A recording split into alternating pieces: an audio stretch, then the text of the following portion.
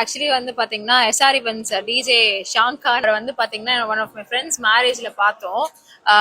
Especially வந்து one thing attract ஆனது எனக்கு அப்படின்னா லைவா வந்துட்டு அவரு ஒரு க்ரௌடு பார்த்து பார்த்து லைவ் கவுண்டர்ஸ், எஸ்பெஷலி டிஜேனா ஜஸ்ட் மியூசிக் மட்டும் தான் ப்ளே பண்ணுவாங்கல்ல.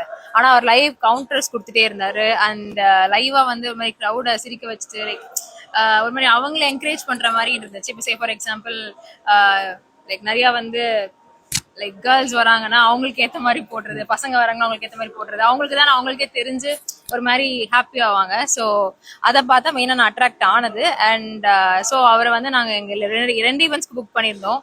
சூப்பராக பண்ணியிருந்தாரு. எங்களுக்கு கவுண்டர்ஸ் போட்டுட்டு, ஃபேமிலி கவுண்டர்ஸ் போட்டுட்டு, அண்ட் க்ரௌடு கவுண்டர்ஸ் போட்டுட்டு. ஸோ ரொம்ப ரொம்ப satisfied. So yeah, thank you DJ Shanka if I'm not wrong and SR events. அதான். ஸோ ஸ்வேதா சொன்ன மாதிரி எனக்கும் பிடிச்ச விஷயம் என்னன்னா அந்த சுச்சுவேஷனுக்கு ஏற்ற மாதிரி சாங்ஸாக இருக்கட்டும், டைலாக்ஸாக இருக்கட்டும். ஸோ ஃபார் எக்ஸாம்பிள் ஹல்தியிலேருந்து வராரு. ஸோ ஈவன் ஹல்தி என்ட்ரியாக இருக்கட்டும், இன்கேஸ் ஒரு கேப் இருக்குன்னா அதில் ஒரு கவுண்டர் போடுறதா இருக்கட்டும், அந்த சாங்கோட சிங்க்அப் பண்ணுறது, ப்ளஸ் க்ரௌடை பொறுத்து என்ன மாதிரி சாங்ஸ் போடலாம், இது எல்லாமே வந்துட்டு ரொம்ப பர்ஃபெக்டாக பண்ணார். We are very satisfied. So yeah, like அதான் ஸ்வேதா ஃபர்ஸ்ட் ஒரு ஈவெண்ட் அட்டன் பண்ணியிருந்தா.